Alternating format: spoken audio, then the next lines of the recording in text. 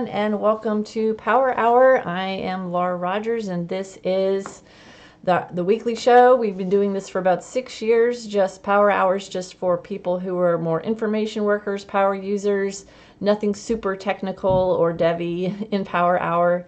And today's topic is going to be a PowerApps topic. You all voted in the newsletter I sent out yesterday for this. So we'll go ahead, and the concept that we're going to talk about, first of all, we do have a chat. So it's in iwmentor.slack.com. You go and chat during Power Hour. That's the fun part of it being live, is that we can just have questions and conversations the whole time as we're going. So if you've ever seen my sessions or hear me speak or gone to any of my online classes, you'll know that I kind of had this pet peeve about having to do with approval processes.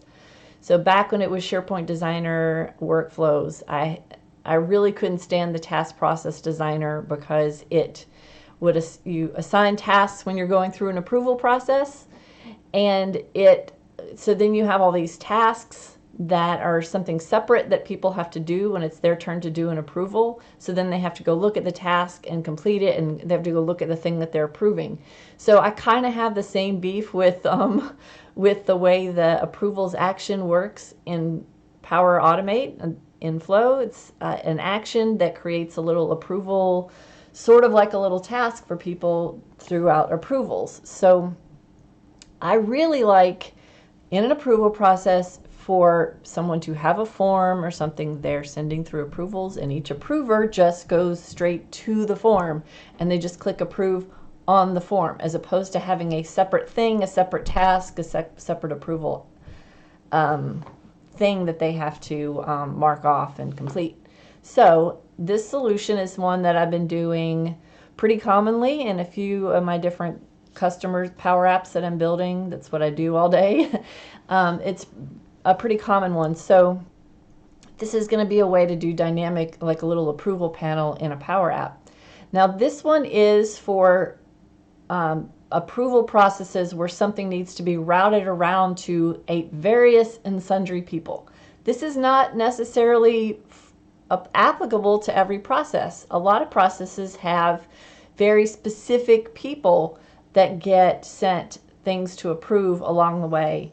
And it's a very hard set number, like it's always going to go to one person and then the next person, and then you're done. This solution is a dynamic list of approvals. It is going to be, it gets sent to one person at the beginning, but then it's just routed around to whoever, and people can send it and route it to the next person for approval. You pick another, each approver just picks who the next approver is, and then they click it and to approve it. So again, this is not for every situation. This is specifically for dynamic list of approvals, and this is going to be built using just Power Apps. All right. So y'all, does that make sense? All right, you all can hear me and see me, and you're ready. Okay. Why does somebody say, why SharePoint Designer? Oh. Somebody's talking about SharePoint Designer. No, get away from SharePoint Designer. Okay, so this is going to be built just for, so I'll show you what it looks like just in a Power App, and then I'll go ahead and show you kind of the pieces in here. And this is something to where you really do need to know Power Apps to be able to do this, because this is only a 1 hour Power Hour, so this is really for people who know Power Apps. I can't teach you all of Power Apps and all these concepts in an hour. So it has to do with, variables and galleries and forms and functions and all these different concepts that you do need to already know. I do teach a Power Apps class online on my site, iwmentor. So you do need to already know this. So we're kind of just diving right in. All right, let me go do this travel request. I'll share my screen. Okay, so this is, I created this app and I called it Travel Request with Approval Panel. And again, this is something that I built for a couple of different customers that I just kind of, this morning, I kind of crammed this all into my own demo environment. So, okay, so I've got a travel request. So I'll go to, let's see, where am I going to go? Nowhere. I'll go to upstairs. I'm going upstairs. And I'm going to go there tomorrow. Let's see, I'll fill out my little travel request. And what kind of trip is it? Training, $77. Okay, now I have this pre-populated with my manager's name, Garth Fort. And now this is a people picker. You could just make your people picker read only if you want it to always go to the person's manager. So my manager's Garth Fort. I could literally just change this to my own name here if I wanted to. So I'll just submit that to Garth.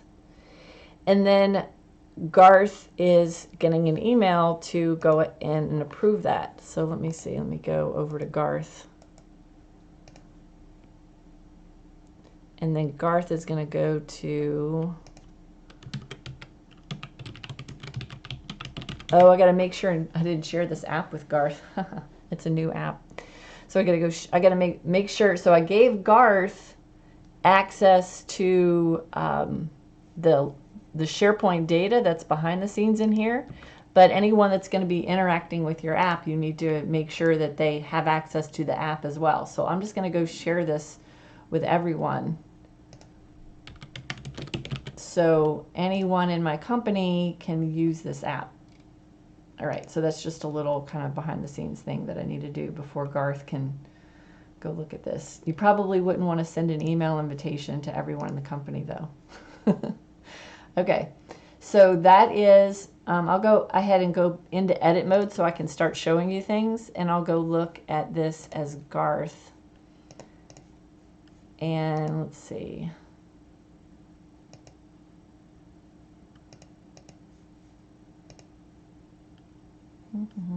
Garth.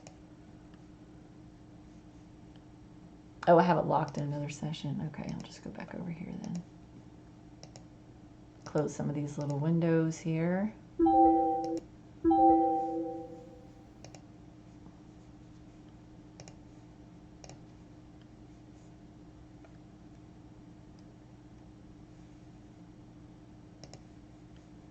Oh, Garth.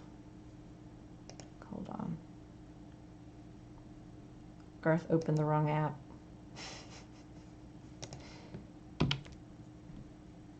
All right, you know what I'm gonna do is, that's one of my big pet peeves, is having to log in as all these different users when I'm doing trying to do a demo. So what I'm gonna do for demo's sake is I'm gonna route this to myself. So I'm gonna go in here and just get one that I routed to myself in here. Okay, so this one is waiting for Garth. So this is an existing travel request. Okay, so I have a gallery that's just got a list of travel requests. And so now that it sends him an email and it says it's awaiting Garth. All right, so let's go to one that, so that one, it was approved by me, then I just routed it to myself, and then it was approved by me, and now it's awaiting Garth. And then let's see, that one's awaiting Garth. Okay, so they're all awaiting Garth. I'm going to create a new one that's awaiting I'm just going to send it to myself. Again, this whole logging in as different people is super annoying. So test to me, and fill out all these required fields. So the idea is it's got this panel down the right side. So I'm just going to put myself in here.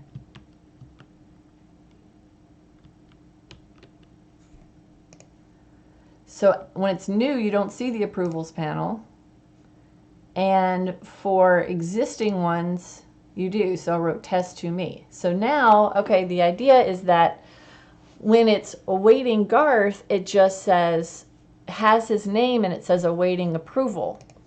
But when I'm the approver and I'm the one looking at this, it's got approve and reject buttons.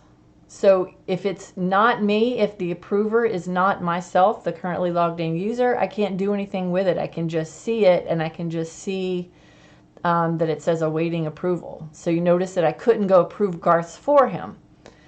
So I'll go ahead and click approve. So when I click approve, then I can pick another person. I'm just going to route it to myself. Oh, I'll route this one to Billy Bob. This is for you. This is my...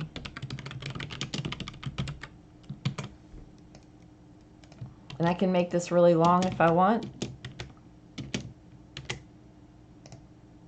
Okay, so notice that however long my comments are, it puts them in this little panel, and then now it's awaiting Billy Bob. So does that all make sense? Are y'all ready to see how it works? Oh, Paula, I use XSplit Broadcaster is the name of the software I use to do this. Okay. So as people go through the approvals, it just, let me see, we go in as Billy Bob. It just keeps adding them down the screen, and so it can be as many as you want. Does that make sense? So let me go to see if Billy Bob can log in. I know I'm gonna taunt the demo gods here with logging in as other people.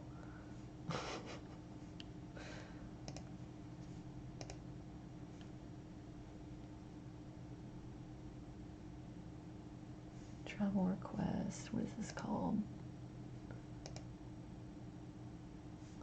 I don't think I shared it with people. Let's see. Travel request with approval panel. Let me check this again. Yeah, everyone. Yeah, I don't know why other people can't. Let me try copying this link and just giving it to Billy Bob. Oh yeah, that works. Okay. So now I'm with all these connections that it's using behind the scenes. Lisa, this one doesn't have multiple simultaneous approvers. This one, so you could just have in the people picker, maybe you could allow them to select multiple. But this particular solution is just built to have just one at a time, just one after the next. So this one's the one that I just created that I said test to me. All right, so now I'm logged in as Billy Bob. When I was logged in as me, it just said awaiting approval for Billy Bob. So now Billy can go approve this, and he can say, route it back to me if he wants.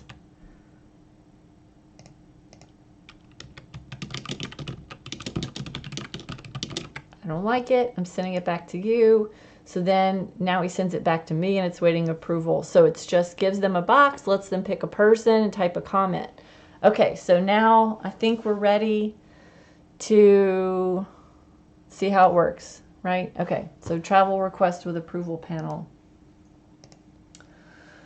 Okay, so we have a second list. So let me show you all the data behind the scenes. We have travel request, which is just, this would be whatever your SharePoint list is.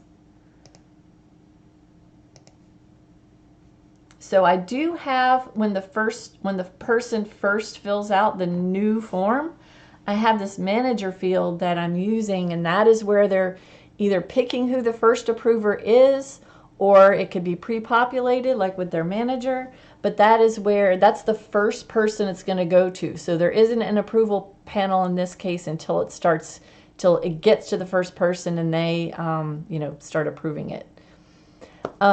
Amanda, that's a great question. What if you don't route it to another user? That is the one, that is where that is going to be very specific to your process. So, and all the different ones that I do for my different customers, they're completely different things they want to happen. So that's why it's pretty open-ended right now. So a lot of times you can just add an extra button that says mark this complete or cancel this request or whatever you want your business process to be. And that button can just patch to, a status field. So we can kind of add something like that in towards the end. Can you help me remember if we have time in the last like 10 or 15 minutes? It does, but this one doesn't have anything built in to where it ends because it's so different in all the different projects that I've done this in, that I just kind of, in this sort of template generic one that I build, I just left that out. Does that make sense? Okay, so I have what's pertinent to this process and to how I built it in PowerApps is that there's a manager, that's the person that it's going to go to first.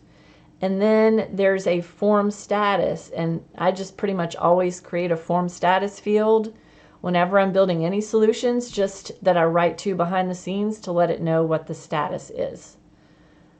Okay, so those are really the two main important things that it needs to function as part of the solution. Then I built another list, so that's why this is dynamic and just gets populated as you go with as many approvals as you want, because it's just another SharePoint list. So this one's called travel approvals, and it is got, not using the title field, but it's got comments, which is just whatever they type in the box. It's got who the approver is, and then I've got a lookup. That's what matches it with the specific travel request that it goes with. This is kind of a common thing that I do in all my solutions. I build a lookup field that I like to populate with the sub list items and like repeating table concept and those things. And I also build an ID. So I have a lookup field that's got a lookup to that travel request parent. And I've got, so you can do cascading delete. So if I deleted the parent, it would delete all the associated items. That's the bonus of having a lookup field. But then I also do a parent ID, which is just a number. So I pretty much just always populate both of those whenever I've got a parent-child relationship. And then outcome is what they click, like approve or rejected. And then completed on is where I'm marking what date they completed it. So it'll say, see, approved on. It's just putting the date inside of that, so you'll know when each person did their thing. All right, so those are the lists behind the scenes. And then in here, I've got a gallery. So this is a gallery. That is my approvals gallery. So what I'm doing is I'm filtering all the travel approvals list where that parent ID is equal to the current form that I'm on. So that, just if you've ever seen my presentations or my training, you know that I always use this variable to hold the record of whatever record I've currently selected, and I use that in a lot of different situations. So my variable of this record, it's the ID of this parent, this item, this travel request. All right, so what is happening when the person first submits it? Because this approvals thing isn't even showing when the person first submits it. There are a lot of moving parts in here. So let me go to go do a new item. Now I never put anything but just a submit form in the submit button.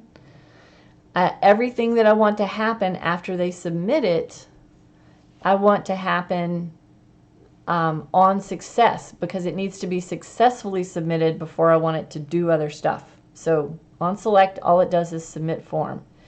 Yes, this is a one-to-many, so it's one travel request and many different child items, as many different approvals as you want. Okay, so here is my, I've selected my form travel form, and I go to the on success, and this is where all the magic happens. This is where you set all the things that you want to happen when somebody submits this form. So this is, again, a standard thing that I always do. I set this var record variable of that whole record that I just submitted with the form, because once somebody submits a form in PowerApps, that data is gone. It's gone. Like, you can't go reference values in any of the drop-down boxes or anything about it after it's been submitted. So this is why I always use this variable var record of whatever, as soon as somebody submits it, of whatever the last thing was. Okay, so this is just a standard thing I always do, and it just navigates, it takes them back to the home screen after they submitted a new thing. It does a little notify, which is the little thing that it puts across the top of the screen letting them know thanks for submitting the form. And then here's some of the complicated part. Let me maximize this. All right, so if it is new, so that form status field that I showed you in the travel request list, I put a default value in there of new. So that's just every brand new travel request is going to have a form status of new, because I only want this to create a brand new, send the email to the manager and create this first approval item only when it's being submitted as a brand new item. We don't want like people editing it later, make any changes to it and have it do all this stuff, right? All right. This is specific, Amanda, to this session that you're in. This is specific to this user submitting this form. So last submit is not going to go get someone else's last submitted form. It's just the last submitted right here in this session in this Power App. Okay, so only if it's new, here's what I want to do. I want to do a patch, and patch is this is part's tricky because I don't know what kind of levels of Power Apps that you all are in. So I'm trying to do this balance of, do you know what a patch is and explaining what it is versus like just diving right into all the gory details. A patch is a way to add something to SharePoint, an item in a list or anything to SharePoint, or edit something in SharePoint without having to use a form. So I'm actually creating items in SharePoint directly from here, just behind the scenes, kind of like what you could do in a workflow too, where you would just do a create item actions. But I'm not having to use a flow, I'm just doing it in the Power App. All right. So yeah, last submit is always just this user in here in this session. It's not going to know that last submit is not going to know other people's stuff. Okay, I think we got that out of the way. All right. So I'm patching to the travel approvals list, and I'm creating a brand new item in that list. So with the patch command, the second thing that you do in the patch command is you tell it the source and you tell it which record you're patching to. Well, in this case, since it's a brand new record I'm creating, I'm using just the defaults of this list. And then this is the actual record. This is the structure of a record that you're creating in SharePoint from the Power App. So I'm taking whoever they picked in that manager drop-down box that's in that manager field on the form. I'm taking whoever they picked there and I'm putting that in that travel approvals list. So each of these is a field. And a couple of these fields look title, approver, parent lookup, and parent ID. And a couple of these fields look longer and more complicated because when it's these complex field types like people pickers and lookups, you have to do this weird syntax. So I'm just putting in the title of the travel approval is just going to have the manager's name just for fun, just to have something in the title. And then the approver is a people picker, which is why it's got this weird long syntax. But I'm really just saying whoever they picked in the manager field, I'm putting in this people picker. But this is the syntax that you need to use for that. And then parent lookup is a lookup field. So it's got a weird syntax too. So I've got to have the ID and value of the record that I'm on. So this is where that variable is coming into play. So which record did I just submit? It's going to put the ID of that in there. And then that parent ID is that number field. So I'm just basically putting the same value in the lookup and in the number field. Yeah.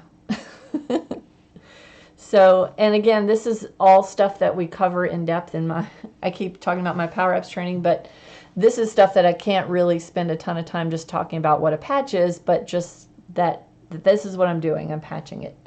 Okay, so then I'm patching to the travel request list. So this is kind of a good way if you want to automatically, something you might have previously done in a workflow, if you want to automatically set the value of some field in some SharePoint list, this is what I'm doing here. So I'm just patching to the travel request list. So this other one I was patching to create a new travel approval item.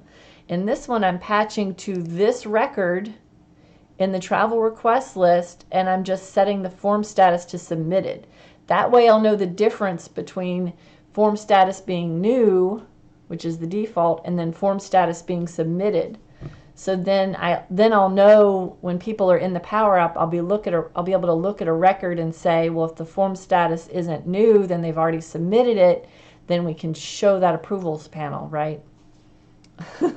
Just diving into advanced Power Apps. Okay, so then I'm sending an email. So right now, so just for testing, I just have it sending an email to myself. So let me go ahead and put this as the manager. This is the name of the control where I'm picking the manager, dot selected, dot email. All right, so then it says basically so-and-so vacation request, so-and-so has created a time off request. Please click the link below, and it takes them to the Power App and to that specific item. Again, that's that whole passing a parameter thing, which would be a whole other hour of explaining how that works. But that is where it's sending them the email with the link to the Power App. I don't think we'll have time or bandwidth in this session to explain all the details of how parameters work. This is why I was kind of conflicted as to whether to try and explain some of this. All right. Okay, so it does all that and sends an email. So it's created the first item. So let me get one going to, I'll send one to Billy. Billy Bob.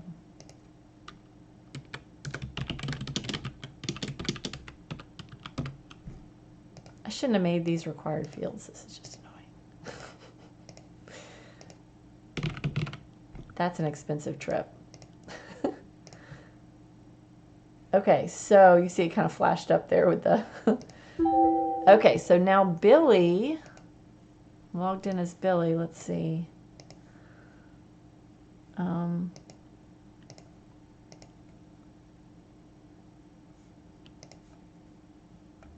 Oh yeah, to Billy. So Billy gets an email that takes him straight to this approval, and then he approves it. So now what's going to happen once we get to the approval panel? Okay, let's go into the details of the approval panel. So let me go to my current trips and go to this one.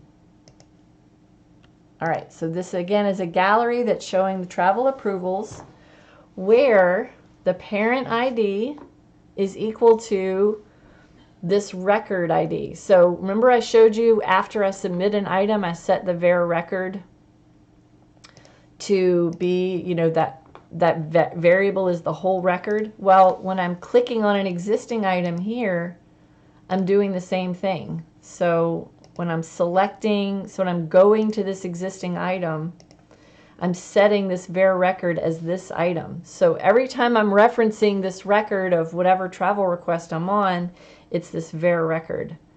So then I'm just setting var record to this item, and then I'm going to the form and then viewing the form. Now, you could allow them to edit the form. Usually, once something's been submitted, people don't want other people randomly editing it, so I'm just taking them to like a view mode. So that's how it knows which record I've clicked on, because then this form, so I selected the form control here, form travel form, its item property is var record. So var record is the entire record, the whole row of that item in SharePoint. So if you want to see what a var record looks like, I can go to variables and I can show you kind of the nitty-gritty of what var record looks like. See, it is a whole record. So I can scroll across and I can see have all the data about that thing that I just clicked on. All right. So that way I can just reference anything about it anywhere. So it's filtered to where the parent ID in this approvals list is equal to that var record.id. So that's how it knows which one. So this is how anytime we're doing a sub list, repeating tables, anything like that where it's got a parent and child, this is how you can filter that gallery. Y'all have gotten really quiet. Am I going too fast? I can kind of tell by the lack of conversation. I think maybe people have gone, y'all, I lost you already. Are you still there? Okay. I just want to make sure because I want to be able to explain the kind of the things that you all don't understand. So just let me, that's the fun part about it being live. Just let me know if I need to re-explain anything. I do need to show you this. So I'm going to go back to one that I'm approving so that we can see the buttons here. Okay. So now I'm inside of this gallery approvals and I have all this stuff in here. So I have this button for approving it.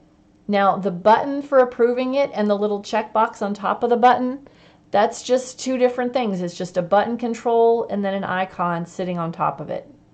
So it's just, see, button and icon, and the button is the green thing and the icon is the checkbox, and the button reject is the red one and the icon is the checkbox. And then for the button approve, what is going to happen when they click approve? So the thing that's going to happen when they click approve or reject, is I have some context variables. Context variable means that it's a variable that I only use on this one screen. And it makes it a little more efficient if you know you're going to be only needing this variable on this one screen and not everywhere in your app to just make it a context variable. So this is the syntax for setting the value of a context variable, which just causes this pop-up. So I'm saying CTX pop-up is true. Now if I click the button reject, it is also setting CTX pop-up to true. They're both going to make this form pop up in front. And then if I click the approve button, it's setting this other variable called CTX outcome to approved. And then the button reject is setting CTX outcome to rejected. So and then when I click approve, so that's what makes this pop-up appear. So that's how we do pop-ups in PowerApps, is you just have a Boolean variable and the visible property of this pop-up and all this stuff that just appeared, the pop-up, the drop-down box, this text, this comments, these two buttons, these are all have a visible property of this Boolean of the pop-up. So if I click cancel, it just disappears. See, if I click cancel, it just changes the pop-up to false. And I have it resetting a couple of things. But it changes the pop-up, so it's just the variable is just either equal to true or false, and the visible property in PowerApps is always just true or false. So you just set the visible property to equal the variable. So that's how all these things just appeared in front. So this stuff has to be placed, so here's my gallery back here. All this other stuff has to be placed in front of it, above it, so that it will appear in front of the gallery. All right, so yeah, exactly. You can put all the items in a group and set the visible variable for the group. You can do that. I started doing different situations where I have different things hidden and visible according to different statuses that we're setting and things like that. So I kind of left that open-ended and didn't lump them together. But yeah, you can just put them all together in one group like this.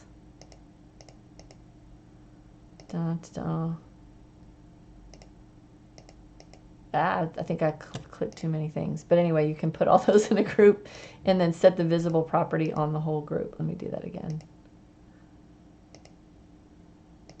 See that big gray rectangle? I always put the big gray rectangle behind it too, so that people can't click other stuff on the form. I only want them to click something in this little pop-up I created, so I can group those together. All right, so that's what he's talking about. So then the whole group can have a visible property of that as well. All right, so now this text here, this is looking at whatever that outcome is, which button I clicked, whether it was approve or reject. So it just says approve route to. And then I have to pick a person. And this is a people picker. This is not a form control. So this whole thing right here is not a form control. So this is my syntax for, if y'all want to take a screenshot of this or something, I'm using the Office 365 users connector in here. That is this orange one. And this is the syntax for using a people picker that's not inside of a form control. It's not from a SharePoint list. It's just you dropped a combo box somewhere in a Power App and you want it to be a people picker. So this is a people picker. So it's just it basically lets me just use it like a people picker and pick somebody. And that is called CMB Pick Route Person. Okay, so then I have the send button grayed out, so I can't even send it until I pick somebody, and I'm letting them have optional comments. They don't have to make comments, but I put that little red box around the people picker so that it makes it kind of obvious that they need to pick somebody to route it to. All right, so when I click reject, it says rejected route to. So if it's rejected, you might want to route it back to the originator. You might want to pick their name in here. So it's that, again, that's up to you as to what your process is. So I'll click approved and I'll route it to Billy. All right, so the send button, the way this works, this is the display mode.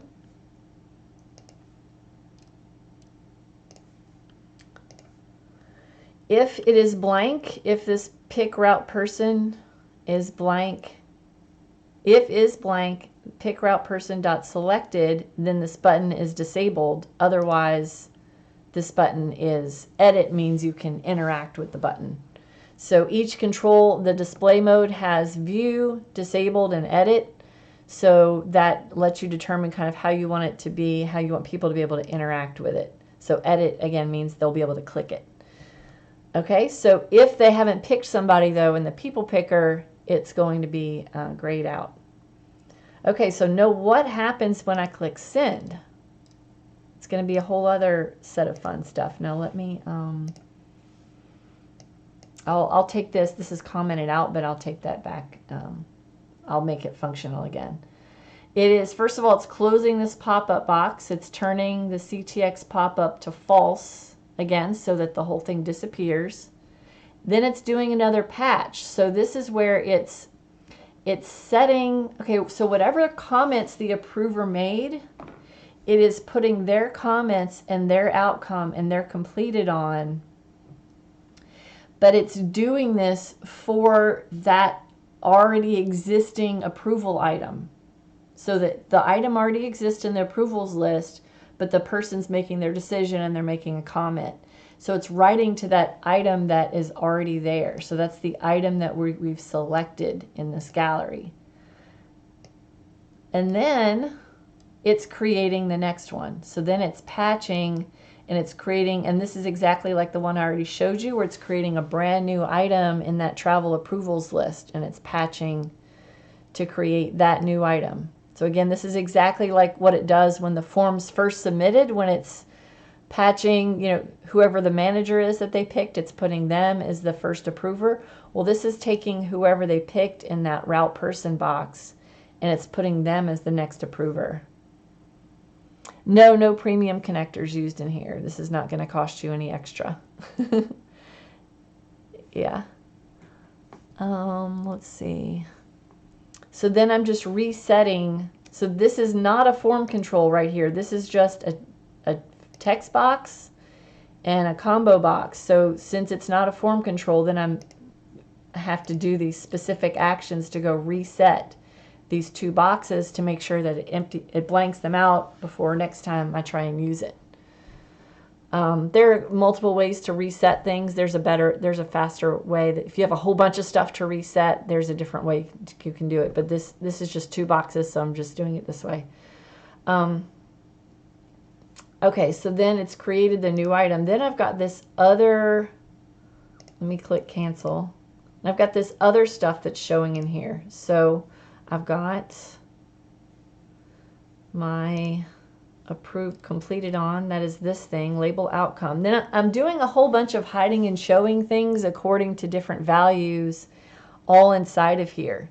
So this is basically showing the outcome and completed on in this box, but this box isn't always showing. So it is only going to be visible when the outcome is not blank. Right? Oh yeah, thanks Steve. I'm glad you liked that. That was a fun one. Yeah, I'll let you know when I ever use something premium, because I rarely ever do, because most of my customers they're not interested in any kind of premium features or paying extra, which I feel the same way. And then you have this one that says awaiting. So this awaiting label is the one that if it's assigned to somebody else, not me, the logged in person, it says, you know, awaiting so-and-so's approval. Like it said in gray, it said awaiting Billy Bob. So look, I can go to one that has that and I'll show you. Yeah, see it says awaiting approval. So it's easier to just go to one that's showing it so I can show you the what it's doing. Okay, so the ampersand is and when you're doing logic in here. So outcome is blank, as in there is no outcome yet. No one has approved or rejected it yet. And the current user is not equal to this approver. So the current user thing is another thing that I do commonly in all of my Power Apps. So every time someone opens the app, the very first thing I do in OnStart is set this variable current user to this user function. And user gives you their first name, last name, and their email address, and even their picture. So it's good to just have that whenever the app starts up. So it's just looking at who the logged in user is, this var current user.email. See that variable has a .email, full name, and image. So those are the three pieces of information I already have about the currently logged in user.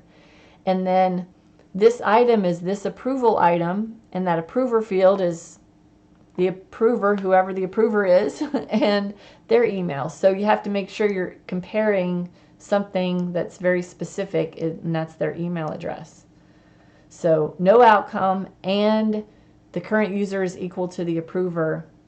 Sorry, is not equal to the approver, then this gray thing shows. And then this button approve, what's its visible property? So the outcome is blank. Now you might want to have an outcome of pending or something by default. So then it would be outcome is equal to pending. It's up to you as to what you want your business process to be. And this one is the var current user does equal this approver that it's currently waiting for. So that's the visible property on all the icons, the approvals, and the reject buttons, is just showing and hiding if it is the currently logged in user. All right. Any questions? What else do I need to show you?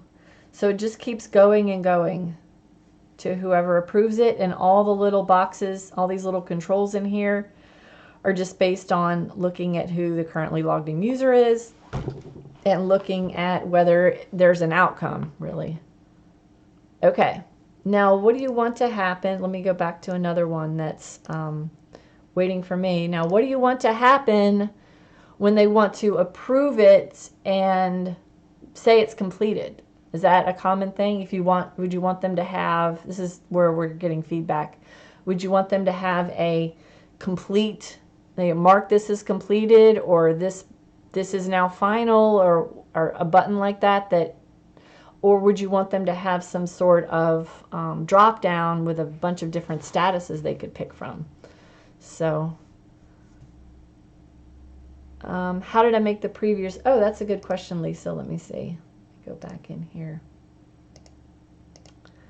First of all, when I created this gallery, I created it as a flexible height gallery, so that this, when I put the comments box in here, this is just this item.comments. So that is the comments field from this travel approvals. It's just this comments right here. So it is got a auto height is true on this thing, and wrap is true. So since the gallery is a flexible height and this little text box is auto height, it's going to stretch to however high it needs to be according to whatever comments that they typed in there. And that one also has, let's see, that one's just visible as true. So it doesn't have anything special on the visible. I should make this a component, huh, Mandy? I feel like components haven't come far enough to where that you could just have a data source in them. So, and this uses a data source, but I feel like maybe that new dynamic, that new setting that they came out with just yesterday, I saw it announced. Dynamic schema might be, according to what the description is of it, it might be something that we could use to have like a dynamic name of a data source, which would make it a lot easier to just put kind of like a variable in there for your data source and not have to have the exact SharePoint list name in everything and have it not be as portable. All right, so, okay, so in the app, Lisa's thinking a completed field would be a good, so I could add like mark this complete or something.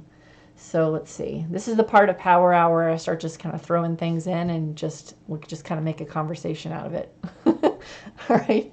So, and y'all can just go back and rewind this if you want to, and pause it if you want to see like the specific code and things. Now, I'll just throw this button in here. I'll say mark complete. Okay, and then this button also needs to have that visible, that same CTX pop-up for its visible property so that it's only showing when this whole pop-up is here. See, like when I click cancel, see, now it's disappeared. That's good. Okay, so what do I want to happen when they mark it complete? So I probably want to go patch to the to that SharePoint list item and patch to this parent item and mark that form status and set it as complete, right? So I'll just say patch, and then I'm patching to my, oops,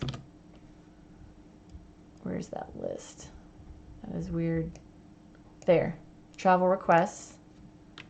And which item am I patching to? That's going to be my var record. That's that parent record. And then what am I just need to say what I'm changing. Completed. All right, so that's how I can just click that and mark the thing as completed. Then I would probably want to close this form and navigate somewhere else, and so I have to like make the pop-up box so that it goes away. CTX pop-up.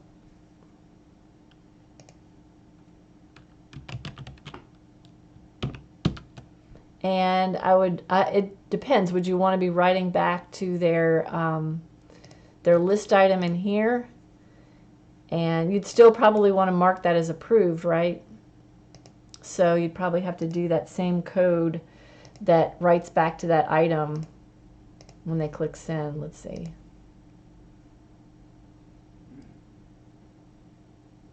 Yeah, so this one.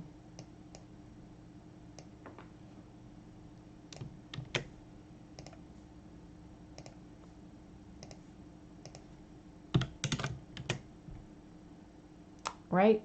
And then let's see what happens when I do that. Okay. Oh, so no more of these. And let's see, this is the one that says test to me. Oh, I need to put the status in here so I can see it.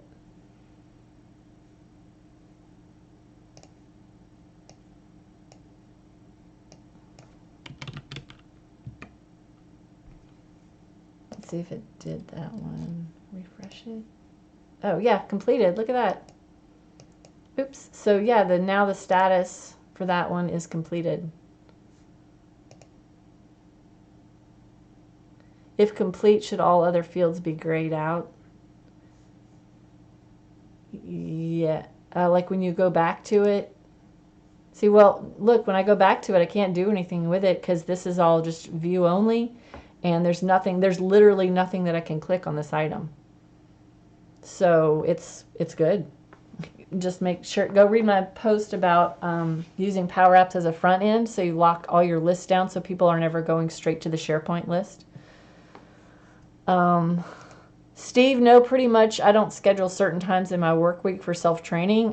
I'm building PowerApps all day, every day for all my customers, so I am learning and training myself like as I build things and figuring out how to do things. And so is my husband, so we kind of share the interesting things we come up with. Let's see. And then we've got 10 more minutes left. So cool, where is what? I'm sorry, what are you asking about? I mean, there's like a 10 or 15 second delay. So Amanda, you said where is that, but I don't know what you're talking about. Okay, there's also the concept of seeing the ones that are waiting for you for approval. So y'all ready to have your mind blown here? So let me go back to my list here, and I'm going to drag this down a little bit, and I'm going to put a button, and I will do like, let's see, for this button I'm going to go to its radius bottom and put 0, and that way it looks like a little tab. See now? And then this can have a border around it. And then this one's going to be, let's see, my requests. And then copy and paste that.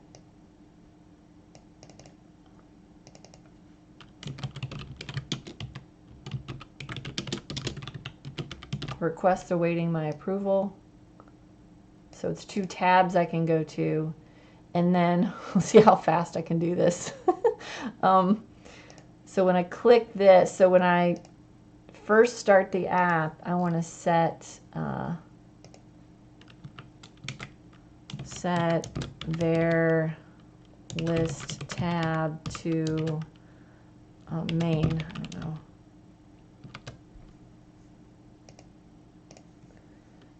And then this is going to be on select, set.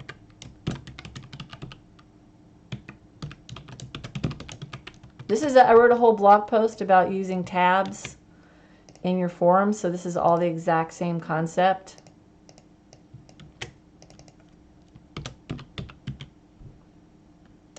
And let's see, if color, fill.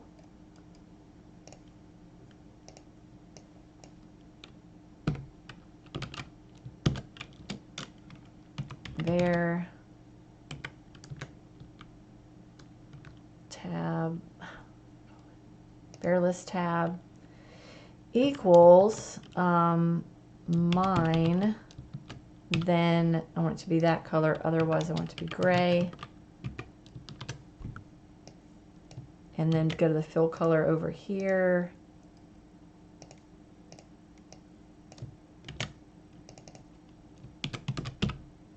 Okay, so then I can have 2 different tabs. So then I need to have data. I need to have requests actually awaiting my approval.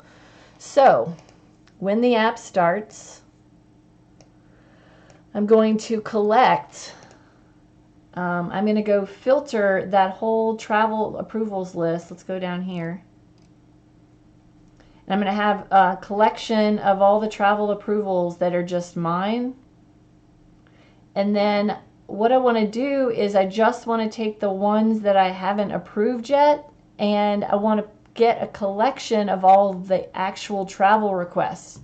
So for all of the collection of approvals where there is no outcome, I'm collecting to another collection of current approvals, and I'm looking up to get the travel request where the ID is equal to the ID of the thing that it's looping through. So this is doing a for all and looping through all the requests that are currently mine and going to get that travel request record and then putting them all in a list.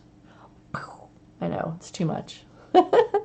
All right, oh, thanks for putting that link to that other blog post. All right, so then I have this collection called collection COL current approvals. Let me go make sure that run that. I think I already ran it. So then my collection, so I have collection of approvals. I don't have any current approvals.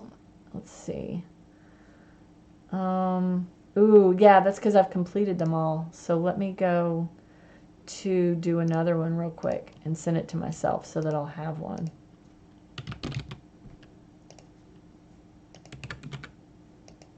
Duh, stupid required fields.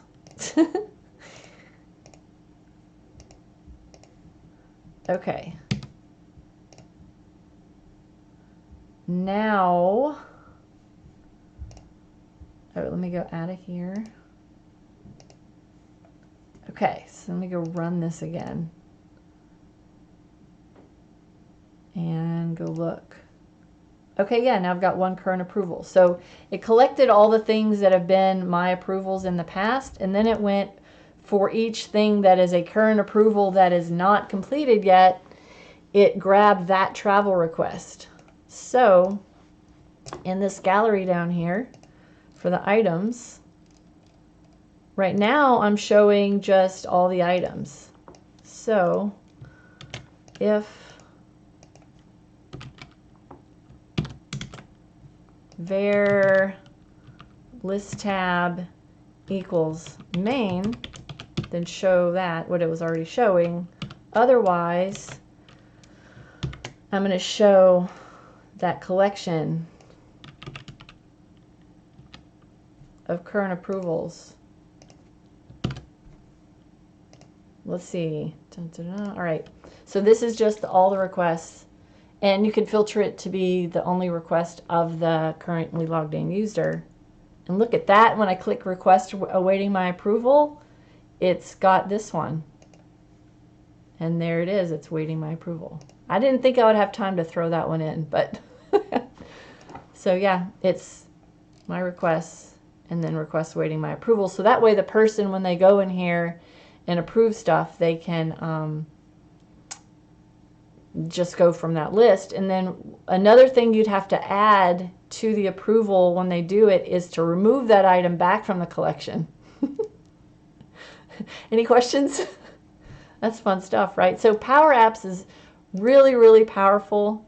And there's just this blank canvas to make it do whatever you want it to do. So whatever your business solution is, you will be able to achieve it in PowerApps as long as you learn those. Just take the time to learn those fundamentals. Don't just try and, watch my video over here that's one specific thing and watch another one that's one specific thing. Just take the time to learn all about variables and what you can do with them and all the functionality with writing conditions in your properties, and that way you'll have that full tool set, and then you'll just know how to build things like this and build just whatever you come up with, and you won't have to kind of Google every single specific thing. Does that make sense?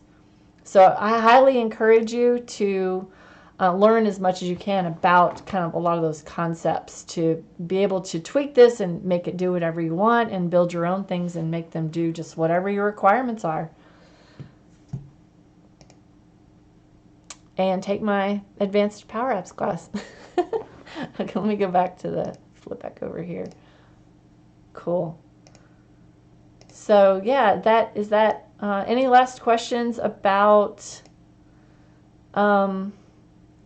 Oh, Deborah says, do I have a list of best practices? I don't have a specific list of best practices. I usually point them out as I get to them. Like in my training, and I'll highlight it and put best practice, but I haven't ever just sat down and gathered a collection of best practices. Like the one about submitting things, and when you submit it, put it in a variable and then use that variable for everything. That's one that I always say is a best practice every time I do it. But yeah. Thanks, Amanda. Thanks, everybody. Let's see, I didn't have Joelle in here kind of helping me moderate. Lisa says, can you have an attachment that all approvers can view? Yes. So your list item, that travel request list, could just have an attachment control on it. Absolutely. So you could just have the attachment control just right here. And, oh, I'm not showing my screen anymore. you could add it. Attachments. And that one's kind of throwing it out of whack here, but because I didn't really make room for it. But that's there. So then when people are viewing the form, they'd be able to open up the attachments and look at them if you needed to have those. What other last questions did I miss?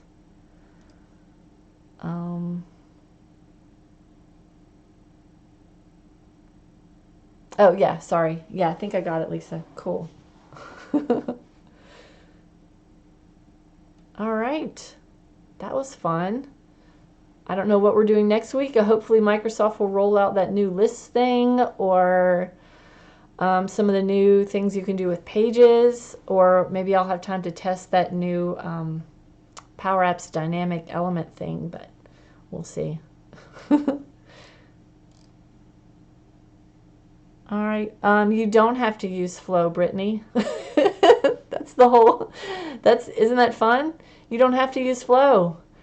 You need Flow if you've come across something that you can't accomplish using patching and using just that send email action in here. That's pretty much that's the rule of thumb. Amanda says, can approvers upload attachments? Yeah, so the way I built this one was that I made it so that when you click on an existing one, it goes to a view form, so then nobody can edit it. But you could just stick a little edit button up here, or you could just use the edit form command. Let's see, I like, there's a cute little picture that I like to use for editing. I don't know where it went. It's like a little picture of a, oh, there we go. I like that one.